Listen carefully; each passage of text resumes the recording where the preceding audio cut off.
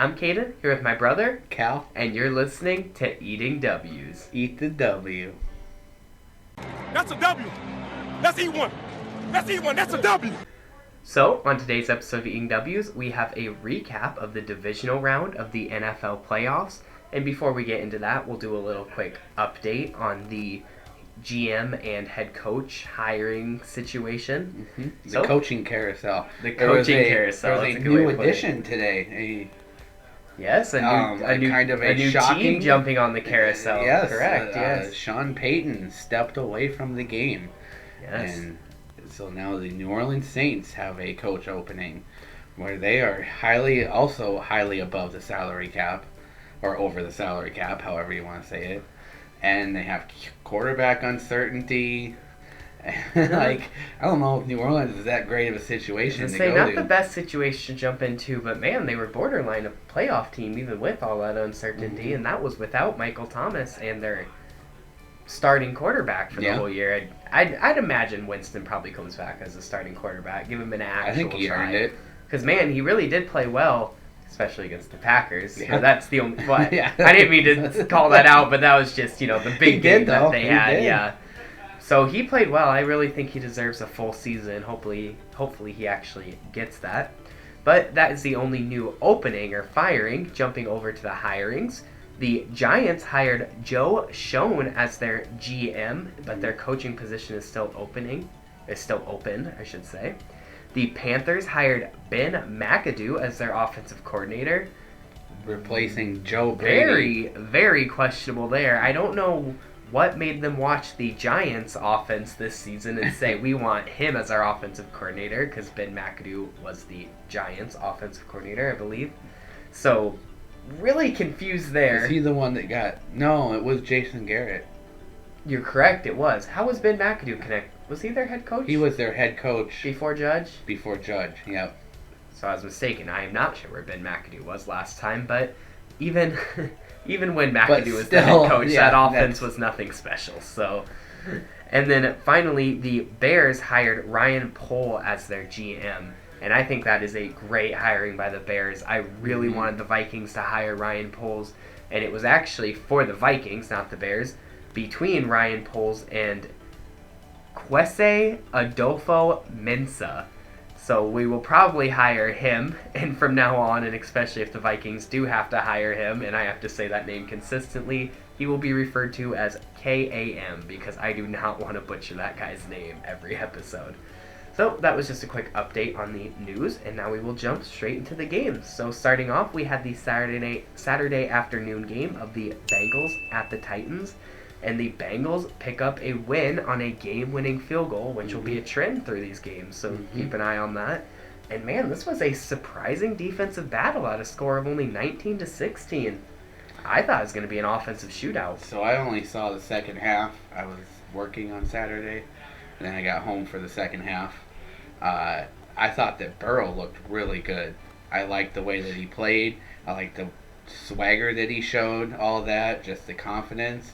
And again, him and Jamar Chase connection has just exploded into one of the top connections in the NFL, which we thought could be with their LSU history.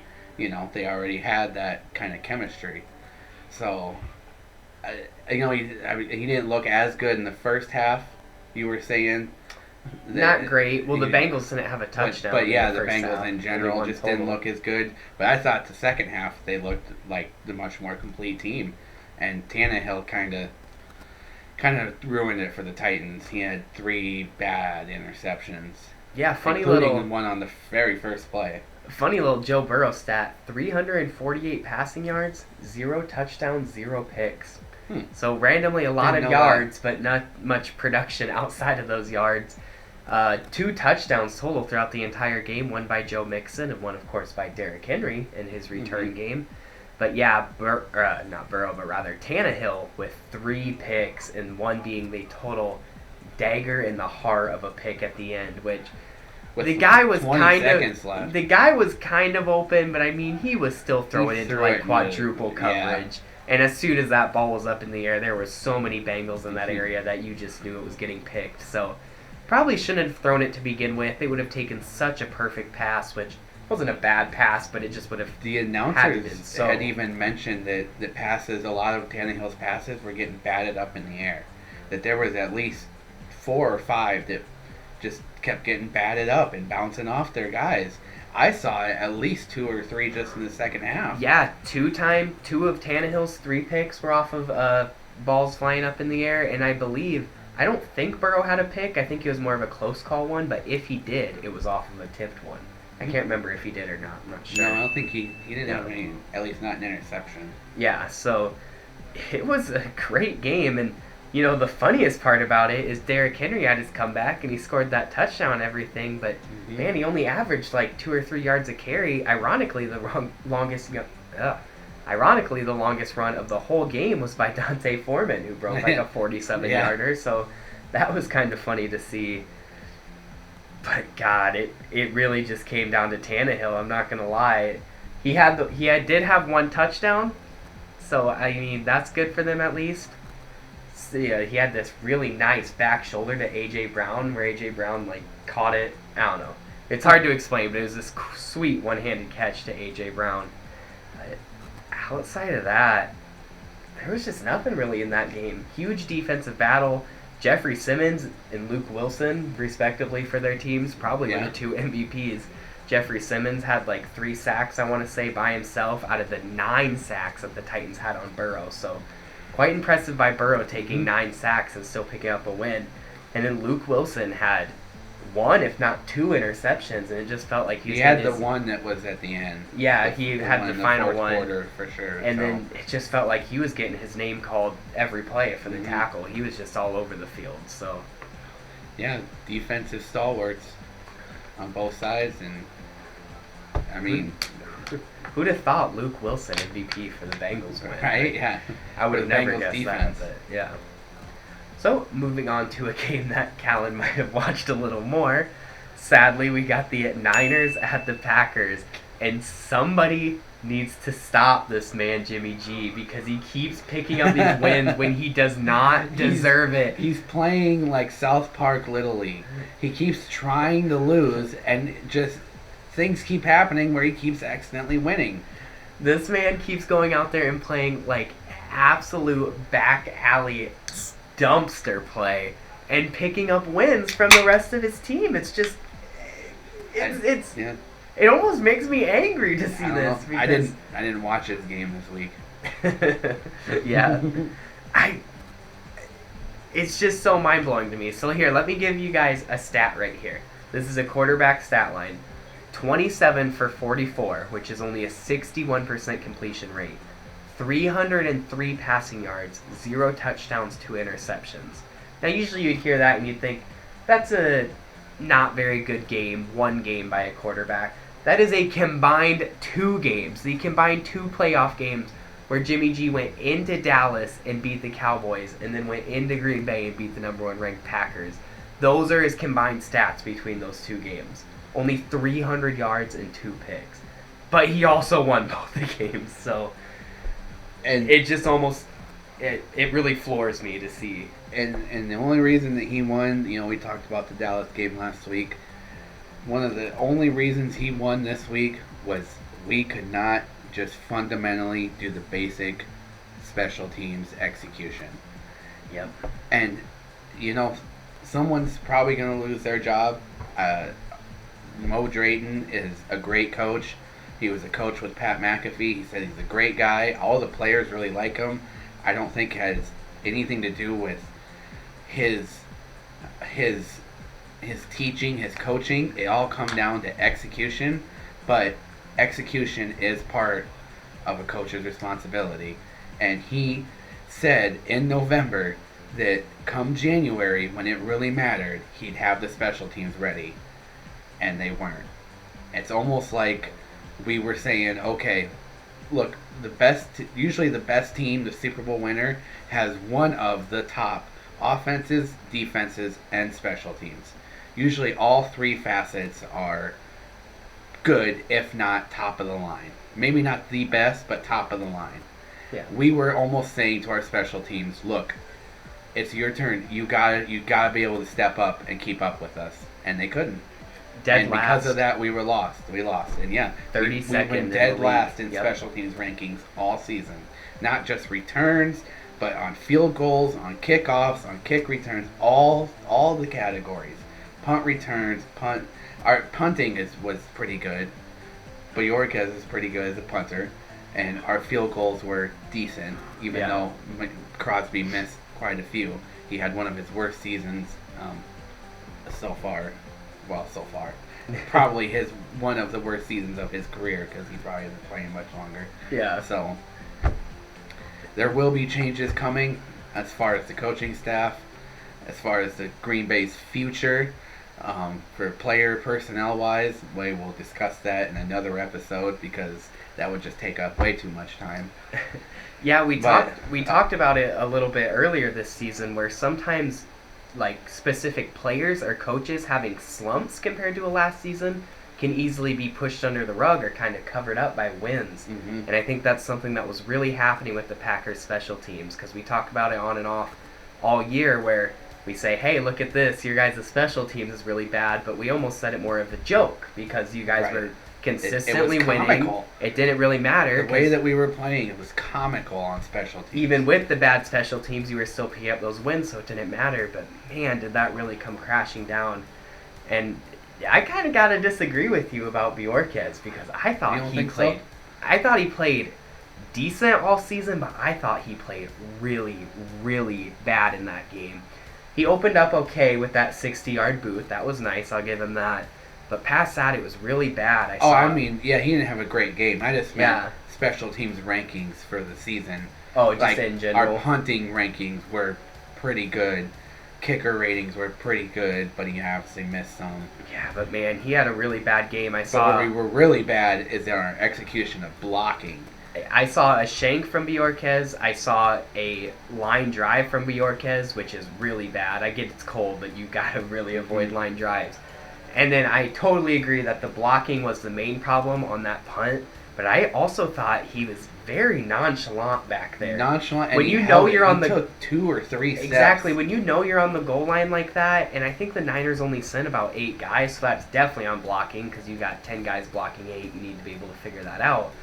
But even whether you have the guys blocking or not, you got to have some urgency when you're backed up in your own end zone like that. You just didn't. You could tell. Yeah. And then on that blocked kick from Crosby, I didn't really deep dive look into it, but it definitely looked like blocking. The end guy went to block inside instead of outside.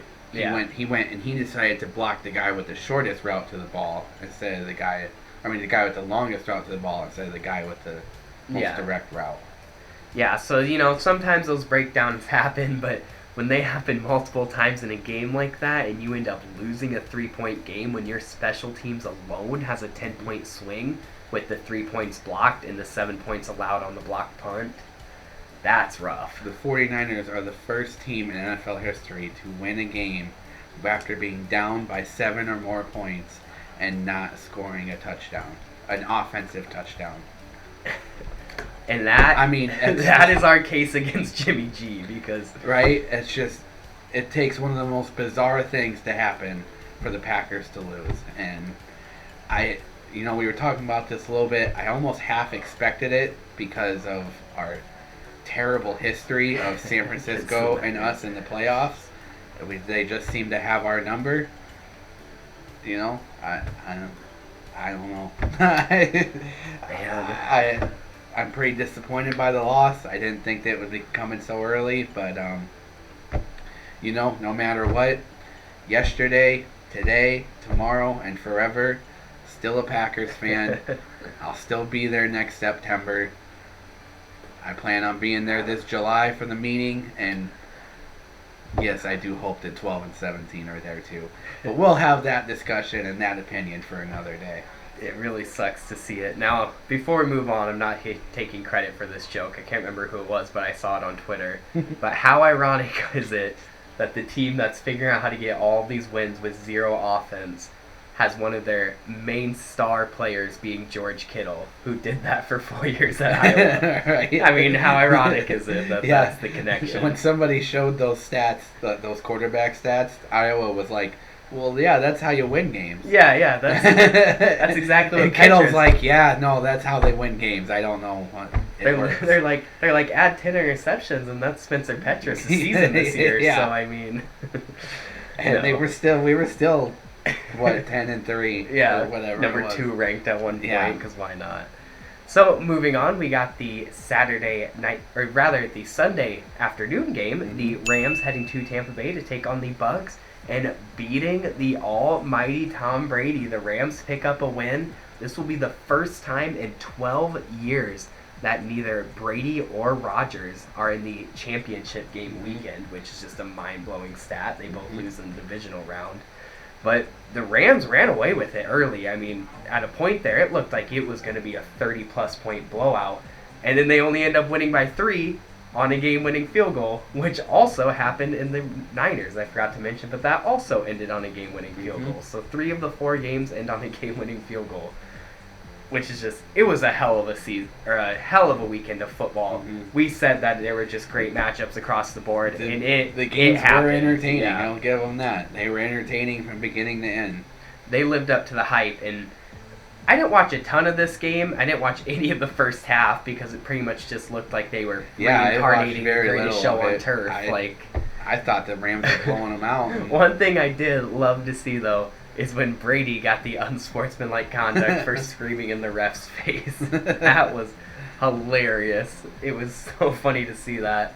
Because, to be honest, if it's the regular season, he probably does get that crappy roughing the passer call. But since it's the playoffs, he didn't, so he had to throw himself a little hissy fit. But that was just a little Brady bias. I'll slow myself down. That ref's check didn't clear on the Brady payroll. Exactly. He ripped that check up right in his face and said, you get your own calls. Big thing that I noticed from this game was, Jalen Ramsey is kind of like their number 1 guy on defense behind Aaron Donald. Probably, I guess I shouldn't say number 1. That defense is pretty much just 3 or 4 number 1 players and nothing else. Yeah, but 3 top heavy or 3. Ramsey kind of got pitched on by Mike Evans. Yeah. If you watch the film, Ramsey after the first quarter and a half, he was shutting him down, and then once they figured out how to beat him, he got beat a lot in the rest of that game. I mean, they had the one long touchdown, the 40 or 50 yarder, where Evans had 3 steps on Ramsey. And if you watch the replay, he just blows right past him. He doesn't even hit him with a fancy move. He literally just runs straight past him, which is crazy to see from a guy like Jalen Ramsey. Because I like Ramsey. I think he trash talks a little too much, but a lot of corners do. But overall, I really respect him as a player, so it's crazy to see that. And then the big play that I really saw in that game that surprised me was when Todd Bowles, the Tampa Bay Buccaneers defensive coordinator, decided to run a nickel blitz when the Rams had only 30 seconds, if even, and no timeouts left, and they were in field goal range. Now, I get sometimes you got to risk it for the biscuit, and that's what he was doing. He was going for the risk because, Stafford holds that ball a little too long, or if someone doesn't get open and takes a sack there, we're heading into overtime, guaranteed. But he was lined up on Cooper Kupp, and if you're lined up on a guy like Cooper Kupp, you can't just leave him one-on-one with a safety because you're going to get burnt, and that's exactly what happened. Stafford had the ability to run up there and get the spike off with about 3 seconds, and then the rest is history. Matt Gay made the game-winning field goal. So it was a hell of a game to watch. I really, really enjoyed watching this game. For it being kind of the boring game to start because they were up blowout 17-20-3, it ended up being very entertaining to end. Brady almost did it again. He almost brought him back and did it again. I'd have been so mad. I would have been pretty upset because I wanted to beat Brady. I feel like to really earn the Super Bowl, you got to beat Brady. You got to beat Brady. And if we weren't going to get the chance to beat Brady, well, then I didn't really want to win anyways. So.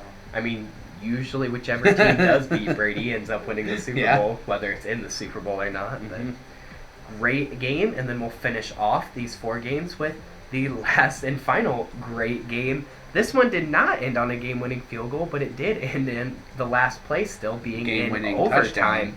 The Bills went to Kansas City to take on the Chiefs, and the Chiefs pick up the only home team win of the divisional round weekend. Almost had a full upset sweep. Almost had the full upset sweep, and as I mentioned, the Chiefs won in overtime, so it was still on the last play. So that's 4 games. All 4 games ended on the last play of regulation, technically. So that's just so insane to see. That's the first time that's ever happened. I got to imagine it is, yeah. And so, contrary to the other games where we expected kind of offensive battles and they were defensive stout battles, this one is what we expected. It was an offensive shootout. God, I don't think I've seen a better quarterback battle. I've seen some better. I haven't seen one like that in a long time. This is one of my top playoff games I've ever seen. I've seen a couple of better ones. But quarterback battle-wise, this was easily the best quarterback battle I've ever seen. They literally matched each other. Almost every time one would do something, the other one would match it. Exactly. These are just loose stats kind of off memories, but Mahomes had just under 400, I want to say, and 4 or 5 touchdowns, and Josh Allen had about 350 and 4 touchdowns, all being to Gabriel Davis, which was a fun little thing.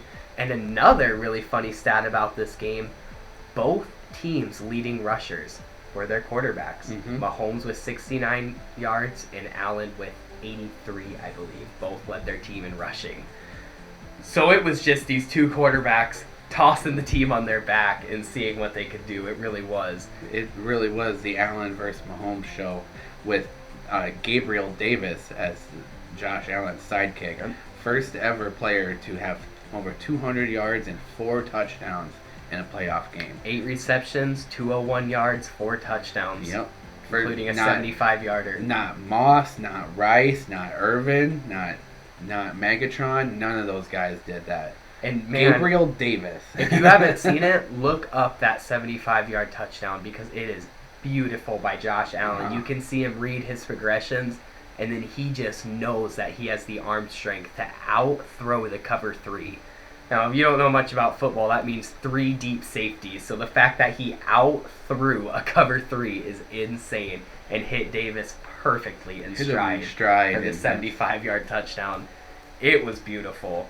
And something that I really like to see is after the game when they were all like hugging and high-fiving and congratulating each other, Allen walked up to Mahomes and said, "Don't worry, we'll be seeing each other alive." If that's not true, I don't know what is, because it's going to be a fun, hopefully long-time rivalry there between those two quarterbacks. Yeah, they said it might be the next Brady and Manning, where they're kind of meeting every year in the playoffs, and every regular season's the primetime matchup, and I could see that. Maybe it won't be as prolific, or as the longevity of it. I mean, those two battled it out for decades, it seems like. Yeah. But hey, if they even had 4 or 5 of these entertaining games after like this that, game, it'll be worth it. Definitely a good start.